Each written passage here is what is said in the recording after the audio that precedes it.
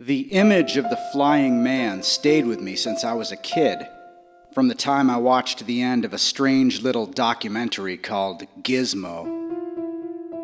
Aside from featuring a guy who could vomit kerosene and another guy who could blow up a balloon through his ear, the film dealt primarily with man's failed attempts at flight. There were crude airplanes that people tried to launch off ramps. There were planes that were built to flap like birds. Some were attached to bicycles. Some were even rocket-powered. But the result was always the same. And then finally, at the very end of the film, they showed us what all of those dreamers had been searching for.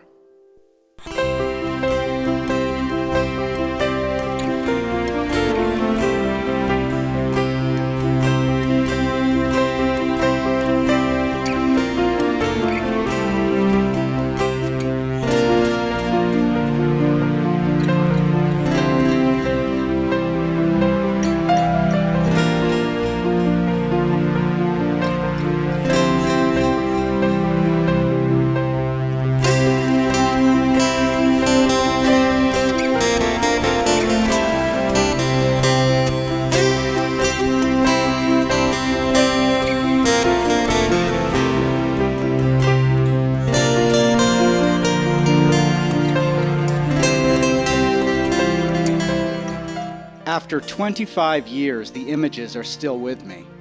Plus, I can use some excitement, so I start looking for a place to learn. There are 3 hang gliding schools within a 2-hour drive of the Washington, D.C. metro area. One of them, located in Manquin, Virginia, says on their website that they use a training method called scooter towing, which, according to the site, eliminates the strenuous climb up the hill associated with traditional training hill instruction. The only thing is, lessons start at 8 a.m., which means I have to be out the door by 6:15.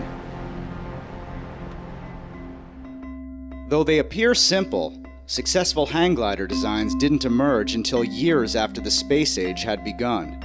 These manned, controllable aircraft typically weigh around 60 pounds and fold up into a sack hardly wider than a loaf of bread. Using nothing but currents of rising air, hang glider pilots can reach altitudes of more than 20,000 feet and have recorded flights of more than 435 miles.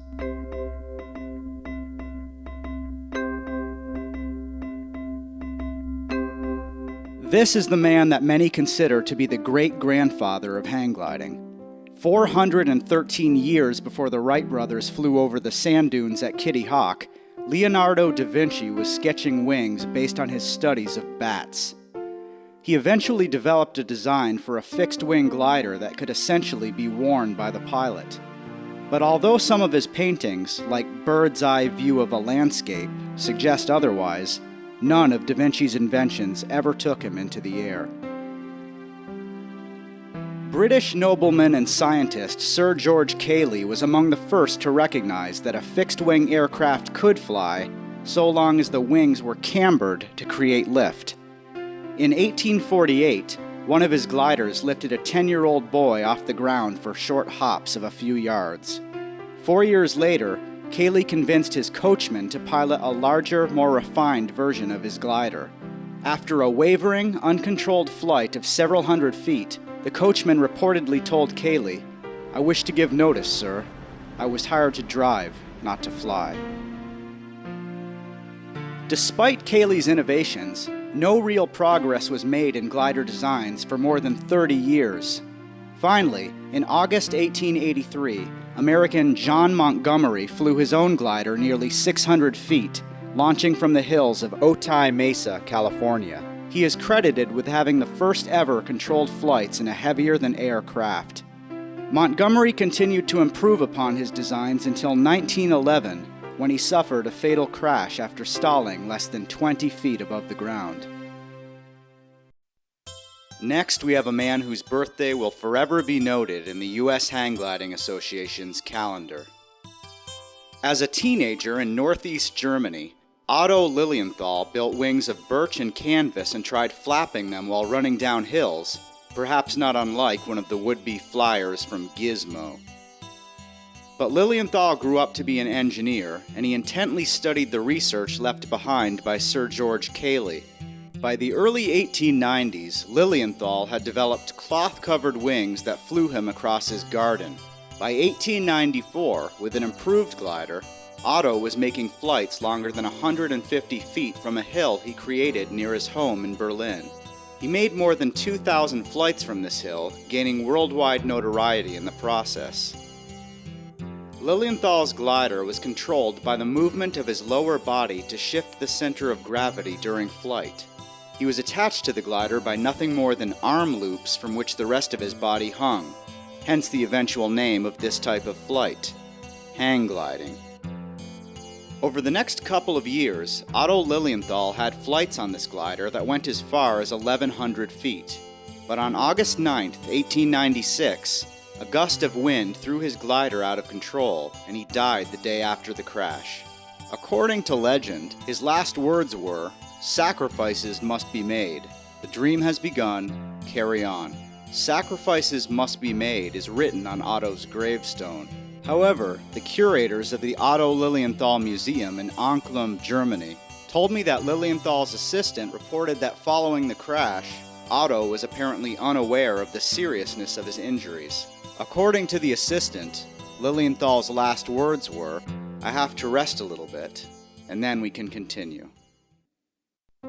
But there is no minimizing Otto's contributions. Lilienthal freely shared his flight designs with Octave Chanute, a civil engineer living in America. Chanute, in turn, built his own gliders and flew them over the sand dunes near Lake Michigan.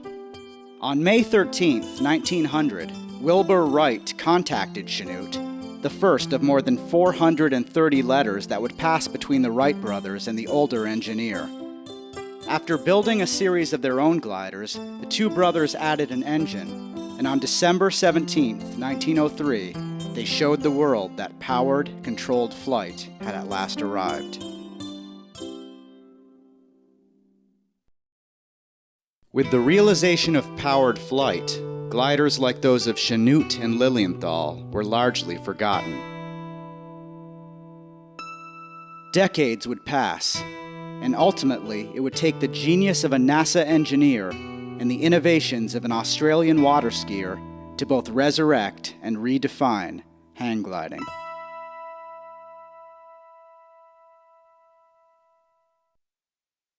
As a child growing up near the coastal mountains of Northern California, Francis Rogallo was an avid kite flyer. Before long, he was building his own kites, using raw materials like newspaper and wood from packing crates. Neither young Francis nor the other children he flew kites with would likely have believed that one day, Francis Rogallo would build a kite that would change aviation forever.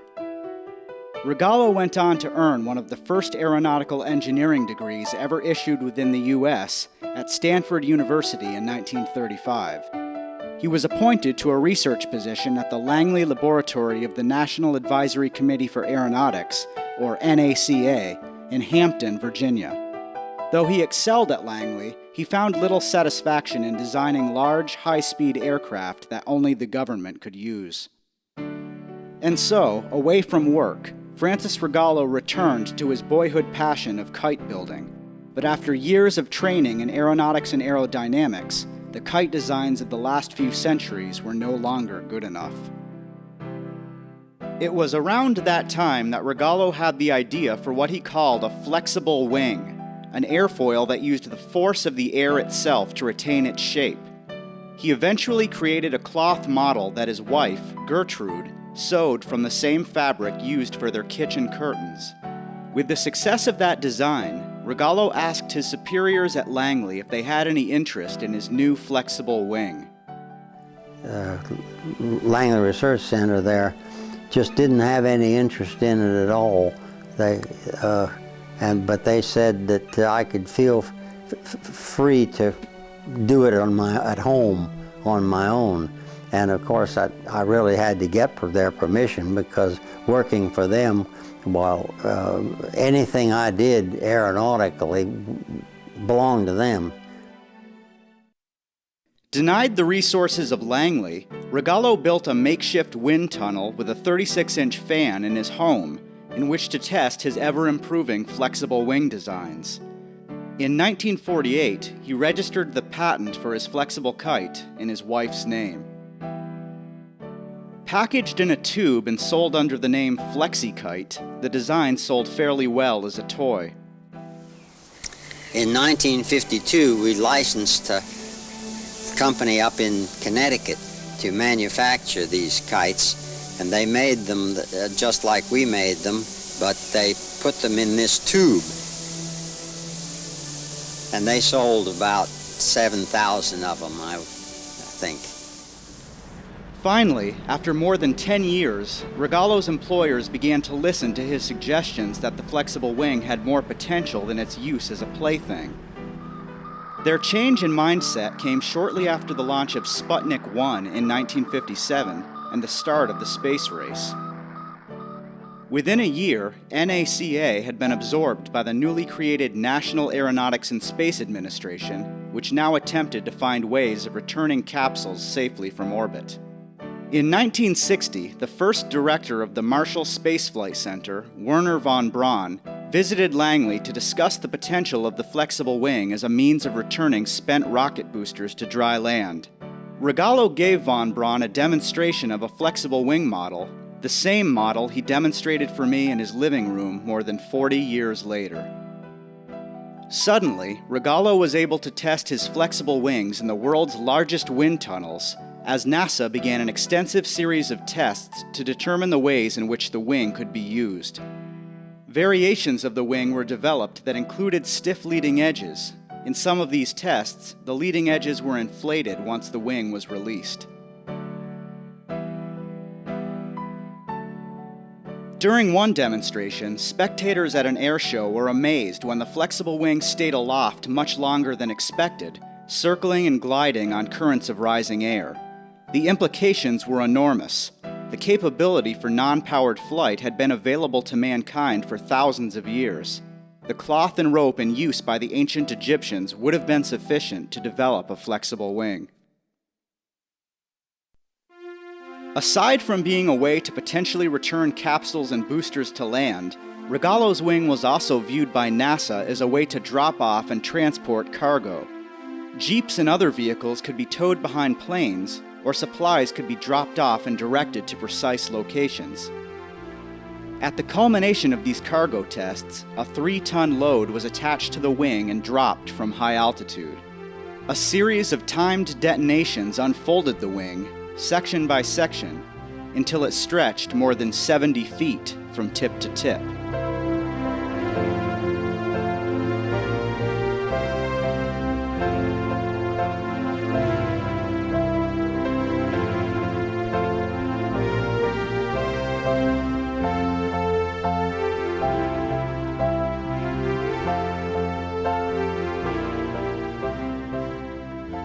As these tests were being conducted, NASA gave Rogallo permission to publish details on the non-military aspects of his experiments.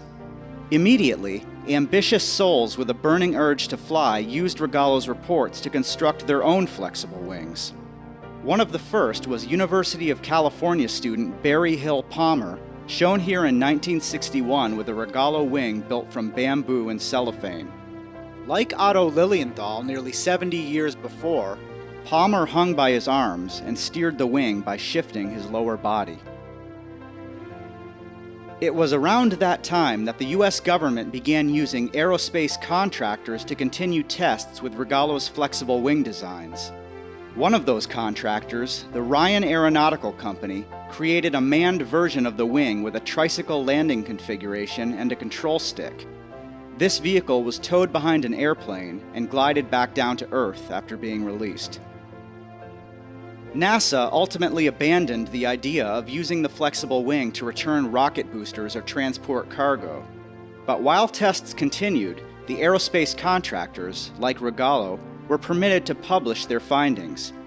And hidden away in magazines like the November 1961 issue of Popular Mechanics, with its cover story on how to build your own car wash, were articles that would start a revolution in personal flight.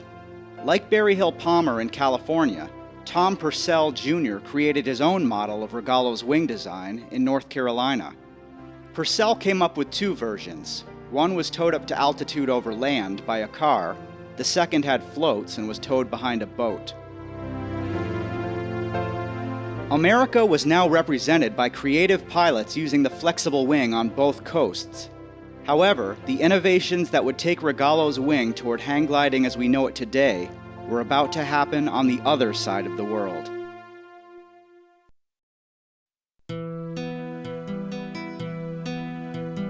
In the early 1960s, Australian John Dickinson was a member of the Grafton Waterski Club in New South Wales. His passion for aviation was well known by his fellow club members, as they were used to seeing him flying about in his modified gyrocopter. That made Dickinson the club's resident aeronautical expert, and one day his fellow skiers approached him with an assignment. The annual Jacaranda Carnival, held on the Clarence River, was again on its way. Organized by the Grafton Waterski Club, the day's exhibitions included ski jumps and slalom races. But to the crowds that the carnival always drew, the greatest spectacle was watching the club's members try to fly their flat ski kites. Flown by the club's more daring members, these kites were hardly more aerodynamic than a tilted hand stuck out a moving car window. And if the tow line pressure diminished even for an instant, both the kite and skier literally fell from the sky. To the delight of the crowds, virtually every skier who had flown a flat kite at earlier Jacaranda carnivals had been in a spectacular crash. John Dickinson's assignment was to build a better ski kite. He came up with several different designs, but wasn't satisfied with any of them. Then, like Barry Hill Palmer and Tom Purcell, Dickinson came upon a magazine photo that would change everything. But he needed a model for water skiers, one that could be easily controlled by the pilot while getting up to speed, while being towed into the air, and most importantly, after release from the tow line or in the event that the line went slack. He obsessed over the control issue for nearly 4 months before he found the answer. I was watching my daughter swinging. I was swinging in a park in Grafton, and I thought, there's the answer. Separate the body away from the kite. Connect it as a single point, and by adjusting the length of the control arm, then I would have full control over the glider, because mainly you're using your weight to gain leverage through the handlebar. I conceived that at the same time, that if we had a lever, then I could control the angle of attack of the glider. And then, of course, it naturally followed that if you could do that backwards and forwards for up and down, if you moved it left and right, you had control of the right and left. Ergo, three-axis control. This is one of the first pictures ever taken of Dickinson's new ski wing, as he called it, only a few days after its first flight in September 1963. Grafton Waterski Club member Rod Fuller is the pilot. Here you can see the two innovations that Dickinson was responsible for and that are still in use today. Here is the single weight shift connection point attached at the glider's center of gravity, or CG. And here is the lever, which would later be known as the A-frame control bar, and now simply as the control bar, that allows the pilot to shift his weight, and along with it, the glider's CG. It flew first time with, well, it didn't fly first time actually. I had a centre of gravity adjustment down the keel, and I took it out to fly it, and the centre of gravity adjustment was too far forward, and it skied 2 or 3 miles, and we couldn't get it into the air. We returned to the beach, and the centre of gravity adjustment was moved to where I'd actually calculated it to be. And then another pilot, a very big guy, about 6'4", very heavily built. He said, "Let me fly the thing." So he got all set, did a jump start, and went straight up in the air 80 feet and pulled the bar to his chest, and of course it was just as sensitive as a modern glider, and it came straight down 80 feet into the water. And he gave him such a hell of a shake-up, he never so much as handled the glider again. We got our club top skier, a fellow called Rod Fuller. So he took the control. He obviously learned from our mistakes and got them to slowly accelerate it, and then gently lifted him off the water. And he flew for about 4 miles, I suppose, and returned to the beach. The rope was sort of let loose, and he glided into the beach complete with glider and all. And I then took the glider and flew it myself. And I mean, I was how excited can one get over something that you've conceived? The club had about 80 members, and there were only two people who got hooked on it. It was Rod Fuller and myself. And we, every weekend, Saturday and Sunday, would fly the glider. We did this up to the time of the water ski festival in November. And of course, the whole thing just went so perfectly that everyone was terribly disappointed. This kite took off under control, flew around the circuit under control, and was landed under control. Throughout 1964 and into 1965, Dickinson and Fuller generated publicity for the ski wing by flying exhibitions outside of Grafton. Dickinson formed a partnership with a company in Sydney that built and sold the ski wing, while he offered demonstrations and instruction. But in a decision that would later haunt him, while Dickinson received a provisional patent for his ski wing design, he did not secure a permanent patent when the opportunity came. Finally, the papers came through to complete the patent, and I didn't have the money to do it, and I just had to let it lapse, much to my chagrin at this point in time. I mean, I'm on a government pension now. I would have been worth, I estimate, more than 15 million if I'd have been able to complete the patent. By 1965, we had the offspring of Francis Rogallo and John Dickinson, a wing that was in most ways identical to what hang glider pilots would be flying for the next 10 years. But in 1965, the sport of hang gliding still didn't officially exist. How did the ski wing come to being run off hills by eager pilots in Australia, across Europe, and in the US?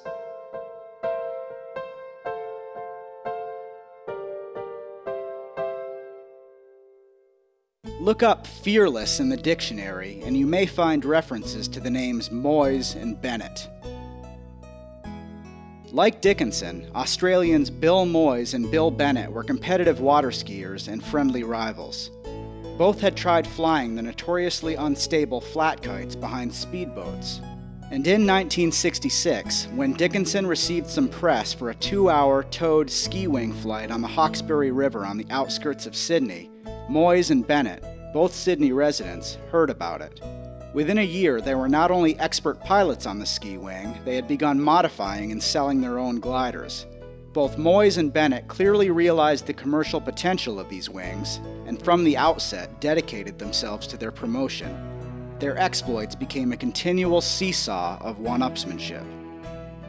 He would fly to 500 feet and I'd go to 6. He'd go to 750 and I'd go to 1,000.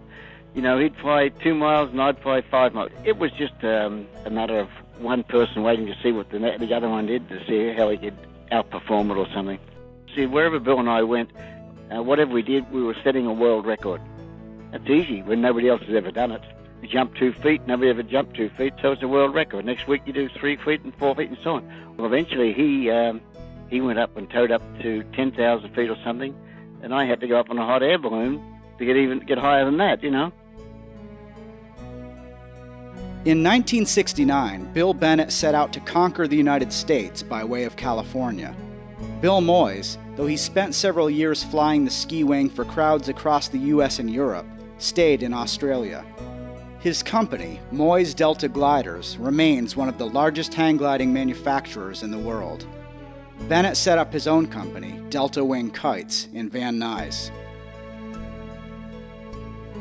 Though adventurous young souls like Barry Hill Palmer and fellow Californian Richard Miller were already running their own Rogallo wing variations off of hills, Bill Bennett is considered to be the first person to ever fly a Rogallo wing with John Dickinson's control design in the United States.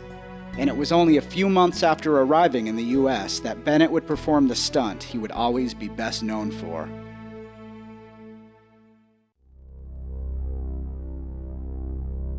I thought what a neat thing to do on the 4th of July would be to fly over the Statue of Land on Liberty Island, you know. So we went up there and went up the Hudson all the way from Perth Amboy and put the glider together and got in the water at Ellis Island and towed up 1,000 feet or so cut loose, flew around the statue, and landed on Liberty Island. The harbour policeman was extremely nice. I'd landed and I was just standing on the grass, and he came up and he said, "Is your name Bill Bennett?" I said, "Yes, sir." He said, "Now, I want you to shut up, say nothing, and listen to me, okay?" I said, "Yes, sir." He said, "Now, I hear that you're going to fly over and around the statue and land on the island." And I opened my mouth and he said, "Remember what I told you? Keep quiet." He said, "Now, my advice to you, young man, is to pack up your tent and steal into the night." I said, "Yes, sir. Goodbye." People say, "Well, how do you ever get permission to do these things?" Well, of course you don't. It's much easier to be forgiven than it is to get permission. The promotion of this new extreme activity by Bennett and Moyes, and the competition between the two flyers, continued. And it wasn't long before Bill Moyes had his own brush with authorities. Bill Bennett had short-circuited a couple of things that I had planned here, and he made a noise about he going to jump into the Grand Canyon. So I thought, well, I'll steal it off him, and I did. I went there looking at the site, and I was dropping little paper parachutes over the edge to see how the air was flowing.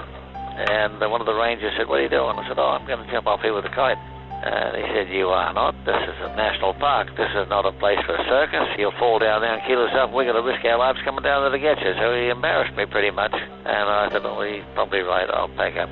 Anyhow, just as I was about to turn and walk away, he said, "Anyhow, I don't believe you can do it." So that reversed the whole thing. I had to do it then. So I left, and then I flew back in the night with a small kite that I could break down to put in a small Cessna. And I came back with a buddy and a film crew, and they changed the rangers down there in the early hours of the morning. And they were coming out with a buddy helicopter just as I was coming down, and we passed each other. And they hovered around and watched me land, and then they went back and sent down rangers to arrest us. They locked us up. We spent a couple of days and had a bit of money in jail, and were fined for... They didn't fine me for flying into the Grand Canyon. They fined me for filming without a permit. Because had they fined me for flying, that meant they would have admitted it happened. So they denied it happened. When the newspapers called, they said, no, we caught him at the top. But unfortunately, we'd buried a roll of film down the bottom. They didn't want other people... you Americans are quite crazy. They tell me that if one successful flight would have people there arriving with sheets and poles and jumping over the damn thing, and they were probably right. For Bill Bennett, the only logical response was to jump into Death Valley in 1971. And by this time, Hollywood was starting to notice. Bennett was featured on Thrill Seekers, a television show hosted by Chuck Connors. And in 1972, one of Bennett's Delta Wing kites proved itself as a reliable, stealthy way for James Bond to drop into Mr. Big's hideout. But it may shock you to learn that it wasn't Roger Moore being towed far above the waters of Jamaica. It was Bennett. But perhaps the greatest feat ever accomplished by Bill Bennett or Bill Moyes was simply the fact that they survived. Their stunts were performed before the days of harnesses or emergency parachutes. They flew thousands of feet in the air, in kites that were still being tried and tested, held up only by their plastic seats. Next time you go back and do the same show again, you've got to do it higher and faster. You can't sell the same act. So trying to go too fast, we were breaking ropes and the gliders were tumbling over backwards. The early Rogallos, when we pulled them hard, they pitched nose up. They climbed rapidly, but the nose kept pitching up when the toe force went. So if you broke anything, then you immediately looped and then fell back into it. So I had 5 of those. Up there in North Dakota, I had a good one in Jamestown. I fell 400 feet, broke me pelvis and ribs and teeth and a few other things, split me liver. Another one in Melbourne, I did the same thing again. I broke an arm in Denmark. I flew in Melbourne on the Yarra River. There's a photographer there saying, "How do you know you're going to land where you think?" I said, "Look, we always land where we say we're going to land." "But how do you know that?" I said, "Because we always do it. And that's where I'm going to land, up there, right?" He said, "Oh, all right." And sure enough, he wandered off up to where I was going to land, and then I came down short and landed in a palm tree and broke my wrist. Another time I took off and the wind gave me a big old ground loop. It really did a good job on me and slammed me back over into the side of the mountain, and They helicoptered me out with a broken back. We've survived things that were probably much more severe than things that caused people their demise, you know? I guess it's all a matter of just not being your time yet.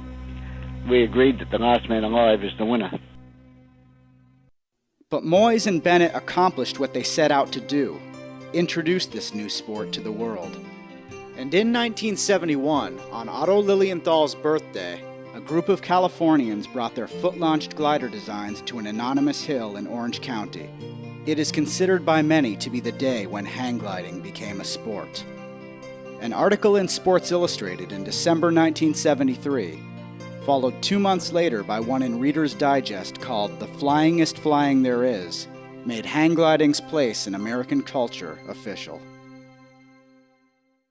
After an hour and 40 minutes, we're at Manquin Flight Park, home to Blue Sky hang gliding. Steve Wendt, Blue Sky's owner, operator, and instructor, lives here with his cat, Java. He's been flying hang gliders since the mid-1970s. I got started on my own, kind of as a rebellious thing to my parents not wanting me to race motorcycles anymore, and they made me sell it. And I just kind of was interested in flying all along. This was in 1975, and I ordered a hang glider through the mail. It was a kit, $400, and it had a little book that said how to fly. The book was just a little pamphlet that gave you the how-tos on putting it together and the basics of running a glider down a hill into the wind and flying, and I really didn't have much to compare it to. It was an original standard Rogallo, and if I ever got more than 30 or 40 feet off the ground, that's probably all I ever did with it. In fact, it scared me more than anything else at times. And they were just finally upgrading gliders to where they started to have a little wider nose angle, and finally they came out with battens in the sail and different things like that that made it perform better. And gliders were evolving so quickly at that point, you know, into the early 80s. It seemed like every year there was something so new to fly that worked so much better. It was worth moving into that new equipment. And glider designs have continued to evolve into remarkable pieces of engineering. Though Dickinson's A-frame control bar and central weight shift point are still pretty much universal, modern hang gliders look a lot different from those being flown in the 60s and early 70s. Virtually every part of their design is dedicated to either strength or flight stability. To make a glider stable and roll, gliders have what's called dihedral, where the wingtips are raised slightly above the root, and the raising of those tips gives the glider stability and roll. A flat wing is going to produce more lift than a tilted wing. If we have our wings tilted upward and the glider gets bumped into a turn, now my left wing is flat, my right wing is banked upward, my left wing is producing more lift, and it tries to right itself. So a stable glider has a little dihedral, and every time it gets bumped into a turn, the lower wing tends to want to lift more and right itself. We've got improved stability and pitch by sweeping the wings back and having a lower angle of attack or twist, sometimes called washout, along the trailing edge of the wing. So by bringing in sweep and twist, we provide pitch stability to the gliders, and by having dihedral, we have roll-controlled stability in each glider. And every glider is a little different based upon what the glider's been designed to do. There is a wide spectrum of glider designs to choose from based on pilot's skill level. This beginner glider has a wide nose angle for added stability. It also has what's known as a single surface sail, which means that the sail area ends at the glider's leading edge. Compare this with a more advanced model with a double surface sail that wraps around the leading edge and runs all the way back. This makes the glider much faster and allows it to penetrate stronger winds. This glider is also topless, which means that it doesn't have the king post associated with most other models. Topless gliders are high performance and relatively new, first appearing in the mid-1990s. So how does a ready-to-fly hang glider come out of one of these 20-foot-long bags?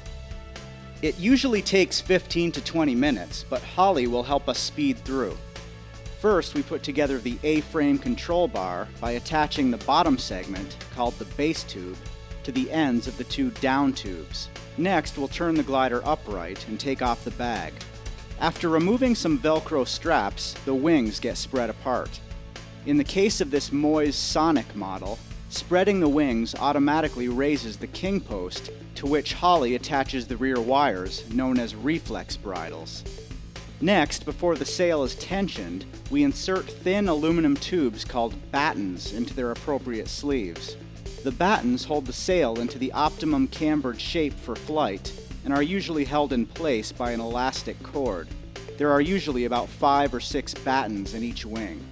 Before putting the last few battens in place, we tension the sail by locking this cable into place on the keel. Tensioning the sail fully spreads the wings and lifts the wingtips off the ground. Once we take the wingtip bags off, we can slide the last battens in, including a couple that get inserted underneath the wings. A careful check to make sure everything's in place, and that's it. All right, I'm good here. Pressure set, your call. Go to cruise.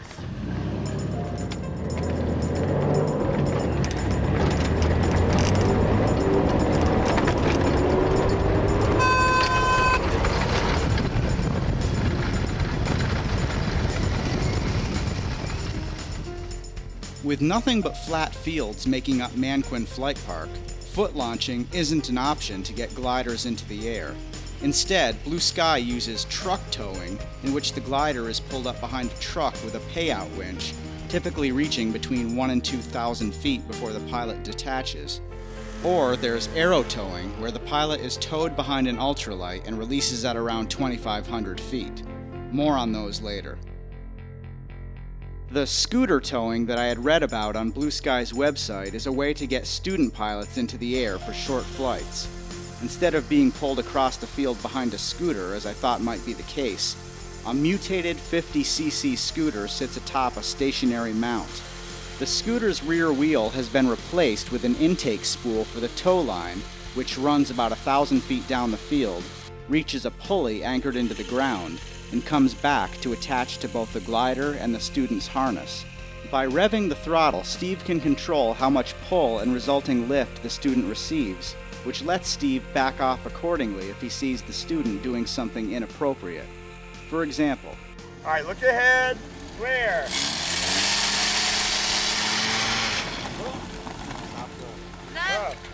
One step won't do it. You're gonna have to run. Now there you kind of took a step and then fell over. We gotta run. ideally, a scooter tow student should fly down the length of the field, hit the release lever, which looks like a bicycle brake, and come in for a graceful landing. Landings can be a bit tough. As the pilot approaches the ground, they need to push out on the glider's down tubes, which shifts the pilot's weight backward and raises the glider's nose. Known as flaring the glider, or just a flare, the idea is to stall the glider at roughly the same moment the pilot's feet reach the ground. When performed by an experienced pilot, the flare is a work of art. Of course, things don't always go so smoothly.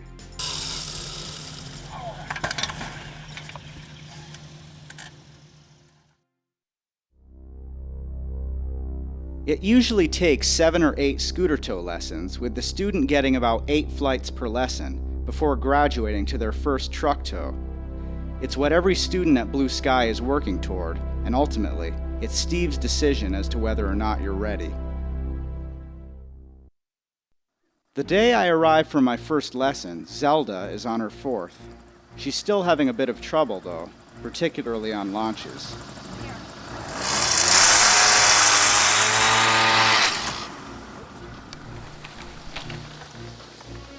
I had one of my wings, my right wing was down low, and I think I'm not sure if I ran enough, but it just happened.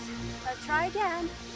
What you want to do is you want to get that glider on your shoulders, and that glider should stay right on your shoulders as you start to run so that it doesn't fall off your shoulders, and then it'll lift off when it has speed. But one of the things that's happening is your body's going forward, the glider falls off your shoulders and slides down your arms, and it isn't flying yet. And if it falls off there one side before the other, you're in a turn already. Now I believe that's a little bit of what's happening to us right there, okay? I have a 13-year-old daughter, and she's like, "Ma, you're nuts, you're crazy." And my mother thinks I'm absolutely nutso, you know. why are you doing this? Why are you doing this? But that's all right. I've never been really good at any sport. I mean, I could, I've swim and I can, I've run and I've done, gymnastics and done, things, but never to any kind of perfection. Never something that's gone the limit. And I think I could do this one. It'll be fun.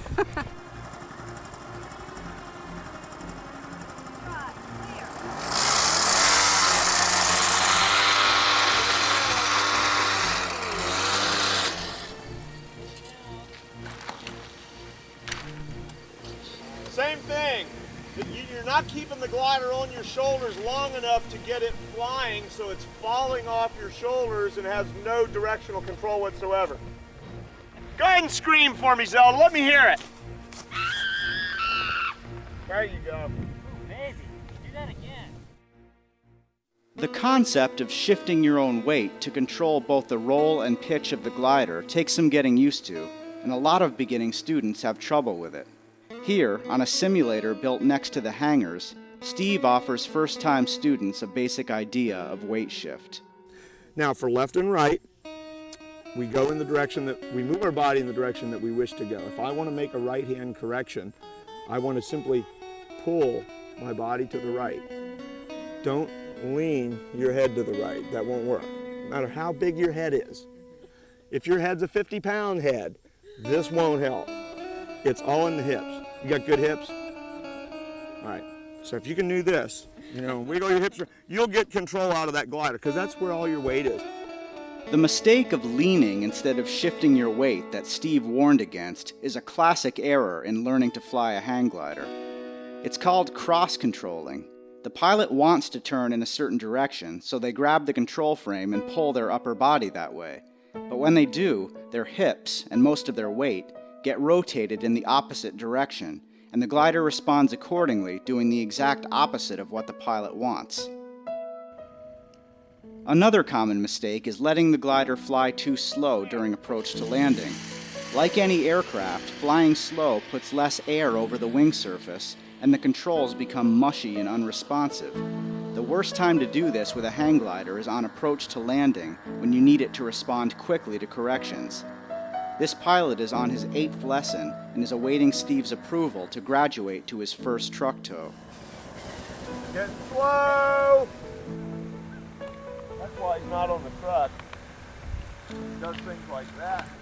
The last time I looked at you, man, you were way out of the bar. And I'm like, man, you can't have the bar out like that. And you were like still 15 feet off the ground with the bar here, and there's nothing left. I mean, you gotta have speed. If anything, you need to be pulling in that last, quarter of your flight and have good speed. Your flight, you're not going to get as long of a flight, it's not going to fly farther, but you'll have good energy and ground effect for your flare. This is Tex Forrest, Blue Sky's only employee other than Steve. If you're visiting Blue Sky and want to get a real taste of hang gliding without taking any lessons, Tex is the one who will take you up 2,500 feet in the Tandem glider.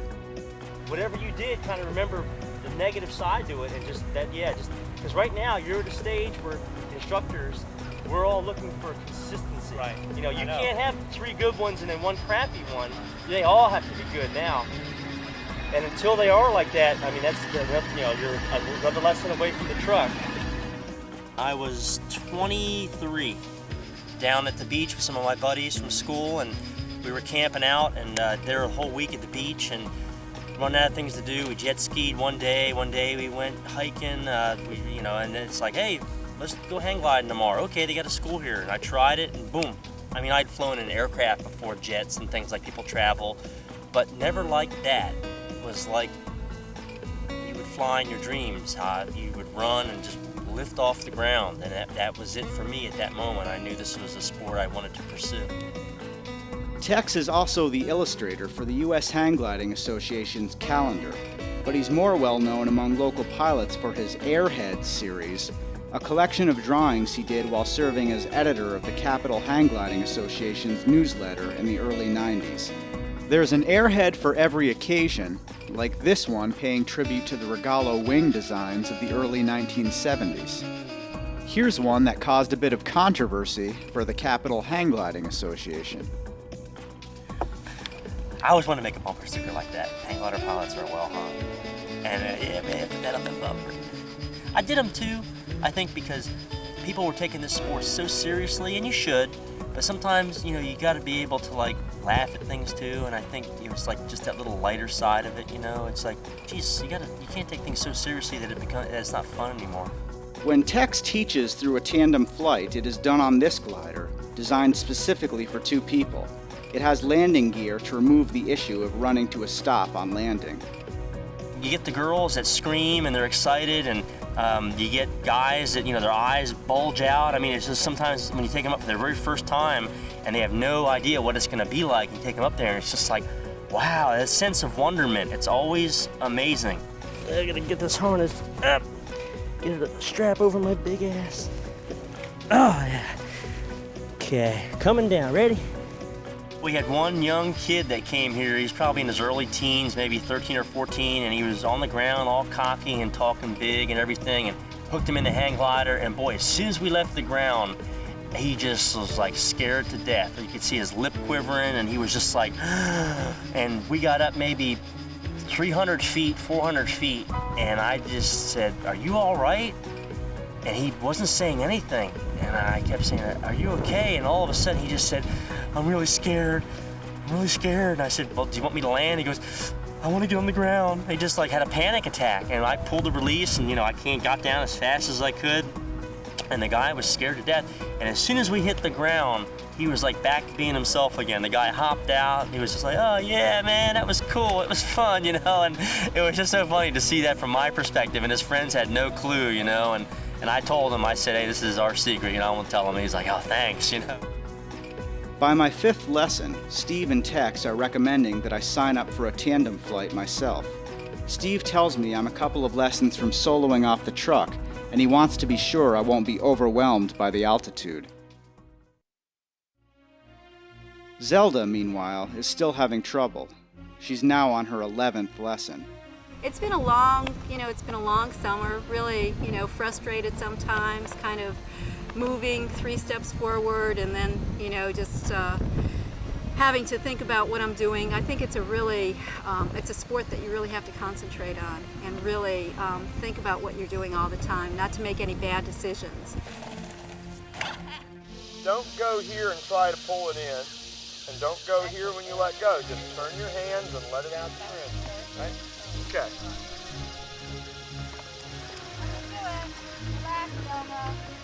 That would help. There was one lesson that I drove back to Winchester and I hardly said anything. I was so discouraged. I was so frustrated. It was just a bad time. I think it's a great sport. I really have this ambition and this feeling that I can do it now. And I would really like to just accomplish it. I think it'd be a great accomplishment for myself.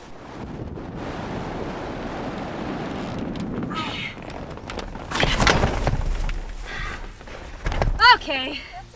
Tex, you got any more of that magic sleeping powder we can give her? Oh, the relaxing powder? I think it's like a beer and a half, maybe. Beer and a half? I think that'll be her requirement for every lesson. Just have a beer.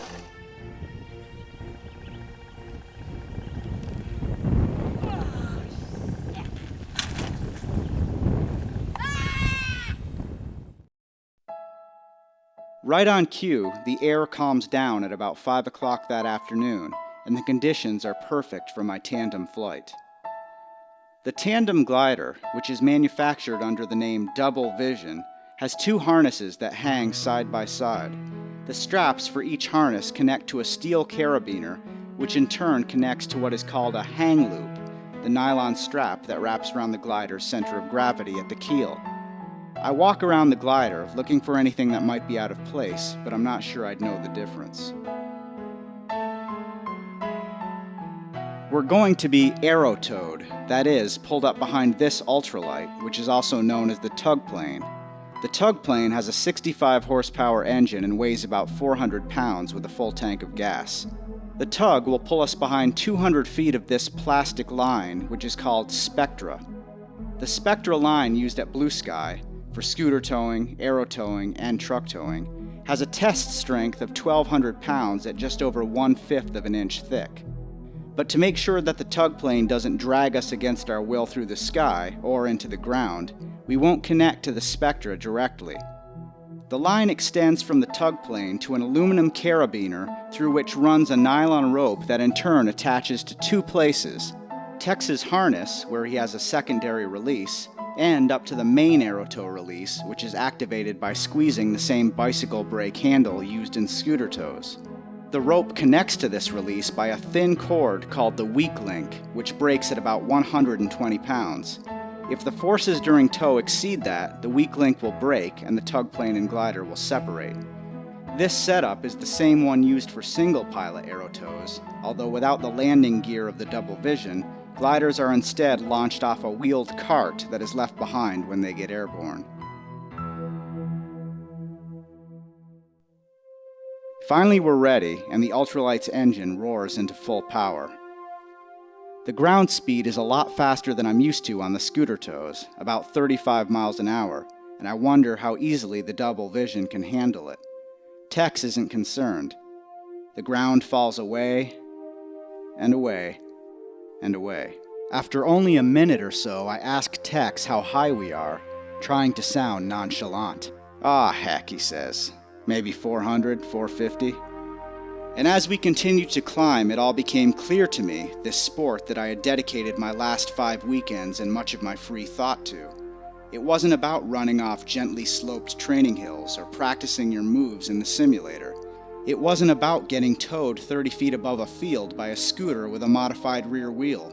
What I had been taking lessons for was hang gliding, getting up as high as possible for as long as possible, hanging by a nylon strap from a 60-pound fabrication of aluminum tubes and Dacron sheets. Hang gliding's reputation as an extreme sport was not given to it as a result of scooter tows. And at 2,300 feet, the enormity of what we were doing pressed down upon me. The ultralight floated 200 feet in front of us, suspended in ethereal nothingness by nothingness, the spectral line barely visible where it reached the tug plane's tail. And beneath us, the roads that I had traveled so enthusiastically to get here, to take up this sport. The tug pilot signals for our release and Tex squeezes the handle. The ultralight speeds away, and suddenly the only sound is the gentle rush of wind over the double vision sail. Ground speed at this height is impossible to gauge. It's like we're simply suspended in space. The tallest building in North America, the Sears Tower in Chicago, stands 1,450 feet. We're 1,000 feet higher. When my hang loop fails, I will fall for nearly 15 seconds before hitting the ground at about 130 miles an hour. I ask Tex about the strength of the hang loop, and he tells me, "Good God, man, hang loops could pick up a car." After a pause, he asks me if I'm okay.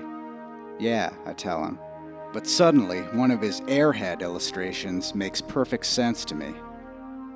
He lets me take the controls, and for the next 10 minutes we practice turns. It's a little more challenging because I have to move his weight as well as mine. We even try a stall where the nose is gradually pushed out until the glider stops flying. There's a quick feeling of a roller coaster on a hill, and we lose about 40 feet of altitude before the glider recovers. I'm glad when we're finally on our approach to landing. This first flight has left me a bit overwhelmed. If I had taken this tandem before I had gone through so many lessons, I might not have continued. But as it is, I have too much time invested to give up now. I'm even starting to pick up some of the hang gliding slang after spending the last several weekends here with the pilots. For instance, a WAFO, an abbreviation for "what's that for?" is a clueless spectator who frustrates a hang glider pilot with an endless barrage of questions. Washing your face means flying through a cloud. Specking out refers to getting so high that to those on the ground, you are literally a speck. A spud is a pilot who holds others up by waiting too long prior to launch. A whack is used to describe any bad landing, and landings are always open for critique by any of the pilots inevitably watching. Put your hands up. Put your hands up.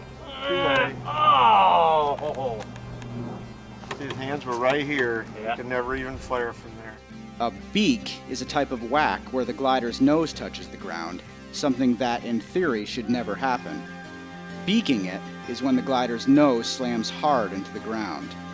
And perhaps the most embarrassing whack of all, a turtle, where the glider flips and the king post touches the ground. So in a sport where slang for bad landings is used regularly, just how dangerous is the sport of hang gliding?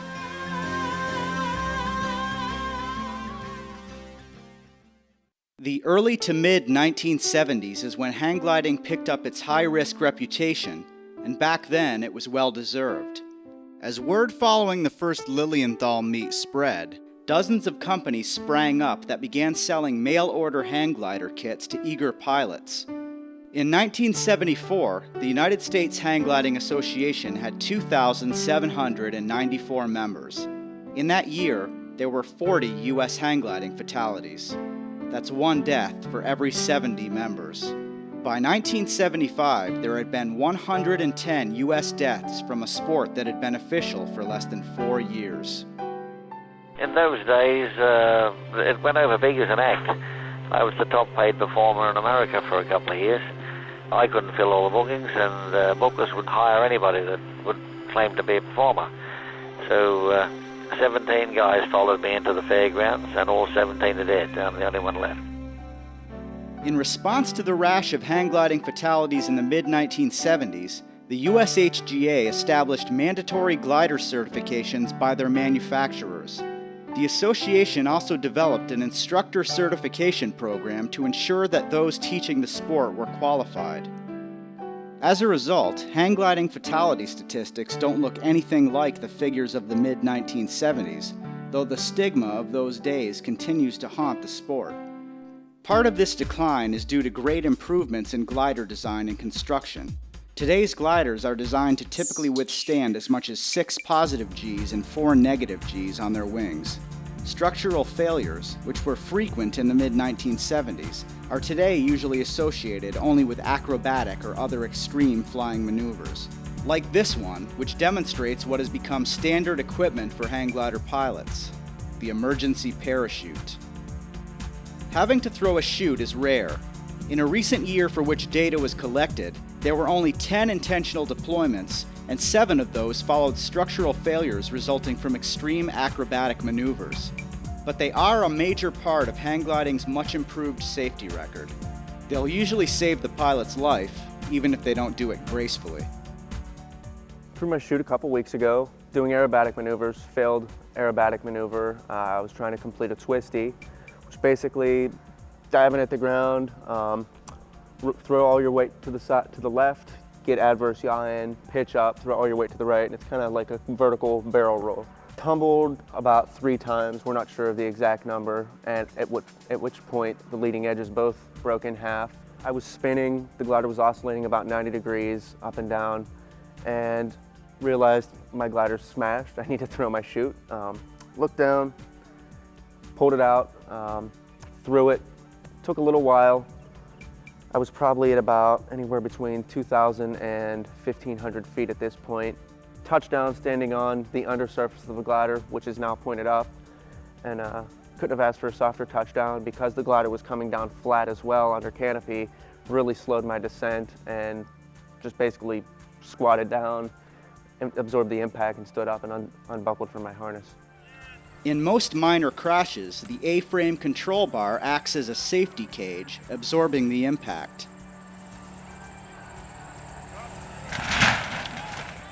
The aluminum down tubes are easy to replace.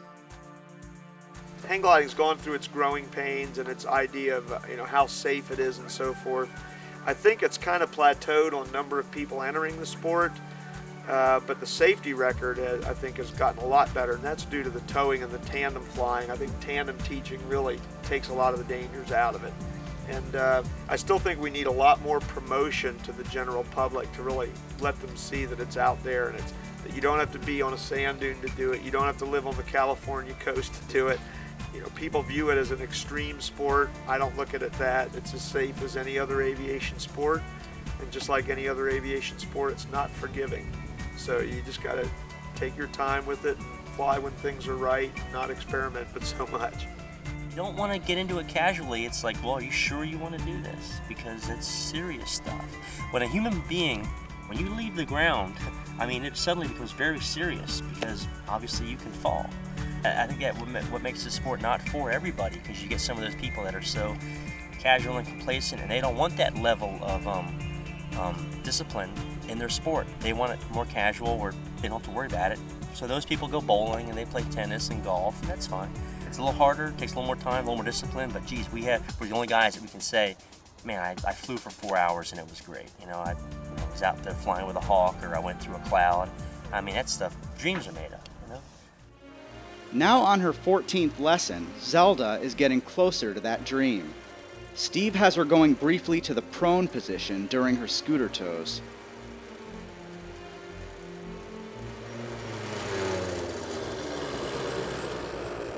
Flare, Zelda, flare! Atta girl.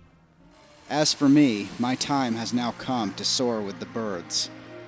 Or the angels, depending on how it goes. Here's how truck towing works. The glider's base tube is mounted onto open brackets on the truck's tailgate. A strap connected to the glider's nose is attached to a quick-release mechanism, which is activated by pulling a ring under the base tube. Like scooter towing and aero towing, truck towing uses spectra line to connect to the pilot. This powered winch holds several thousand feet of it. At peak altitude, the pilot detaches by pulling this little release line. So here we go.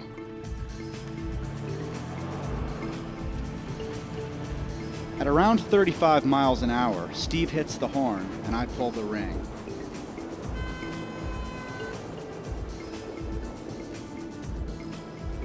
Now, my main responsibility is to keep the nose pointed toward the truck.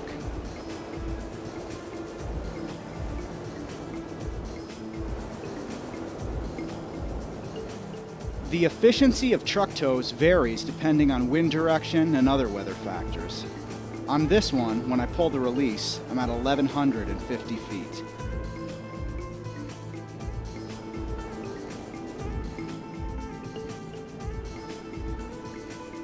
Now, if I knew anything about thermals and how to stay in them, I could be up here for hours.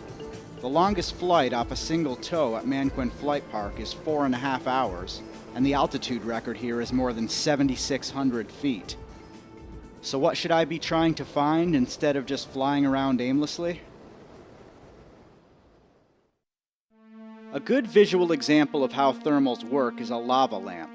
The flat, cool lava, in this case, represents a layer of air over the ground at the beginning of the day. The sun heats the ground throughout the morning. The heat obviously doesn't come from below like the lamp, but the idea is the same. The surface below the air is getting hotter, and the air layer gets heated with it. At Manquin Flight Park, the first places for this to happen are the areas that generate the most heat from sunlight, like the freshly planted soybean field. As the field gets hotter, the heated layer of air over it starts to rise, typically taking on a dome or half-bubble shape. Eventually, in what is called a trigger, the thermal pushes up through the cooler air above it and releases to form a bubble.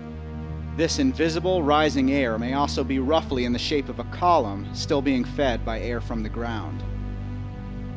Thermals drift with the wind, so one that is triggered here might be over here by the time it reaches 1,000 feet.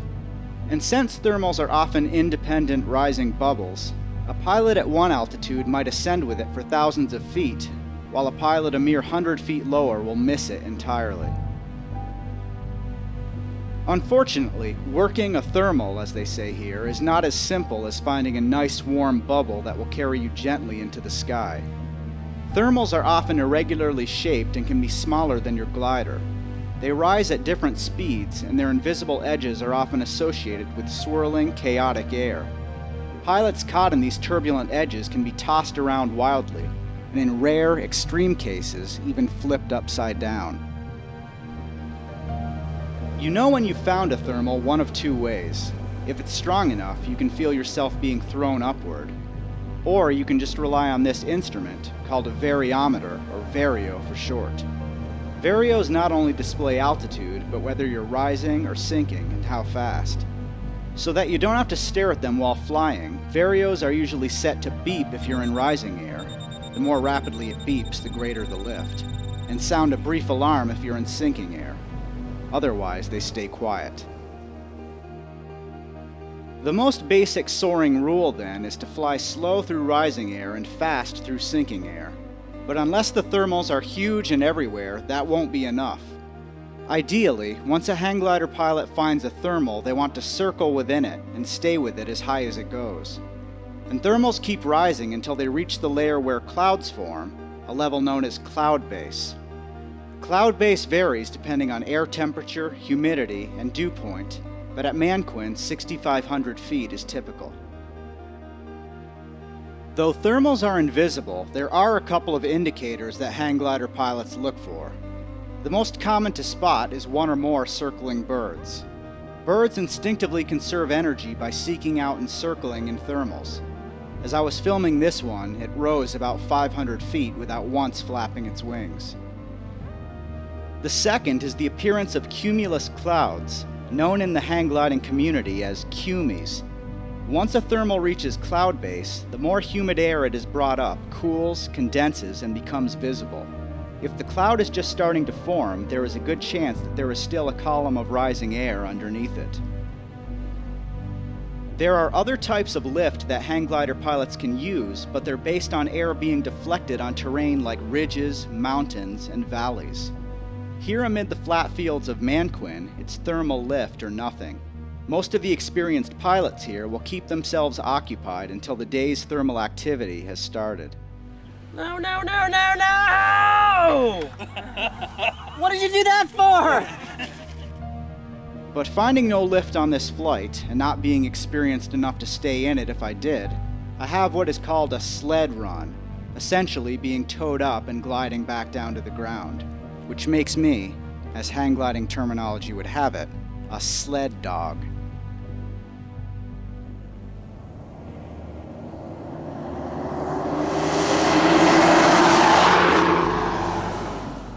But the addiction I've seen in the other pilots is palpable. I'm ready to soar with the birds like I hear the others talk about. You know, I was flying in the mountains, and sometimes a hawk will soar the mountain just like you will. He'll stay in the lift band, and you'll be flying and pretty much not paying each other any mind, and you can get closer and closer. And you know, I'm sure he's aware that you're there because you can see him kind of look up at you occasionally.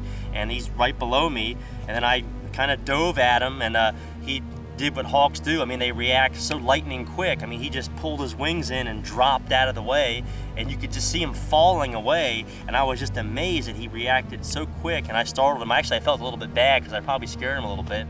I think all hang glider pilots eventually have some encounter with a bird or a hawk or something. I mean, when you're thermaling, you'll have birds right in thermal with you, and I've had them really close where you're like, wow, does that bird even know I'm here? And I'm sure he does, but he's thinking, well, that must be just a bigger bird because you're really not making a lot of noise. I've stolen thermals from birds where I've seen birds flying, and I went over and took a thermal and joined it, and sometimes I've seen them come over to me, actually. That's neat, where you know the bird will see you and go, oh, there's some lift, and you'll see them, you'll be flying, and they'll come underneath of you and then start turning, and you know that they saw you going up, and they're like, well, they want to go up too, and they're like, yeah, it's like some sort of symbiotic, you know, relationship there. Did you see those circling birds at the end of the tow road? Yeah, you flew straight towards me and flew right with them. There was a couple of them there, but was there any lift there when you got there? No, but I chased them out. I thought maybe they had found a thermal or something. Yeah, they with us. Oh yeah, beautiful.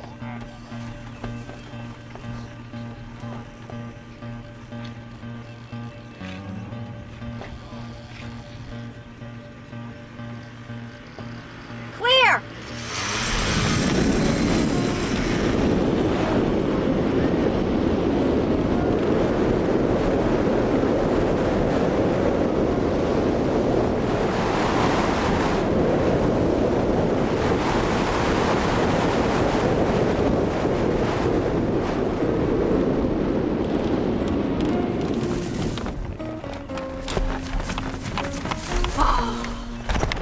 That was beautiful! Oh! Yes! Okay. My gosh. my gosh.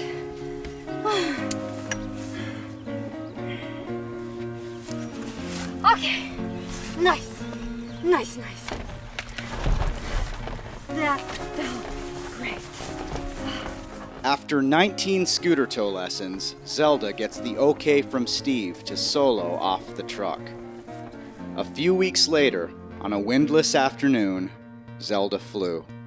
It was so great to see her go, and I tell you, it was one of the most perfect tows. She took off, and we were most worried about her on tow. I didn't want to get her into a turn, have her panic, and just like get into a turn and like have to release. And she towed up so perfectly straight. The tow was straight. I was right over the truck, man. I didn't move that bar. I was like, oh, I didn't move that bar. I was like, okay, I'm just gonna stay right there, right over your truck. And she went up to about 1,000 feet, saw her release, and oh my God, she's doing it. The flying was just so perfect, and it was just so neat. I made it down, all the way down, and then just kind of came around here and circled back, and then I lined it up. The landing wasn't that great.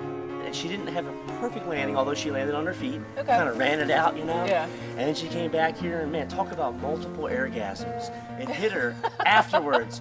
She was like calm, and she ran back on the truck, and then she got off, and it was like, she started quivering. It was like, oh yeah, oh yeah, oh yeah. It was like, oh, back up, everybody, man. It was like the Tasmanian devil, you know? That's when I got excited. My mind was so concentrated on what I was doing up there, but then when I came in, I just kind of went, oh my gosh, this is so cool. I could do this, I could do this.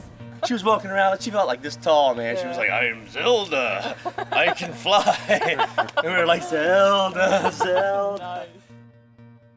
For months, I waited for Zelda to fly again, hoping to get the perfect shot. But the following summer, I received an email from her. Hi Josh, just got back yesterday. I have been hobbling around since Wednesday of last week when I took a training hill lesson at Morningside, New Hampshire.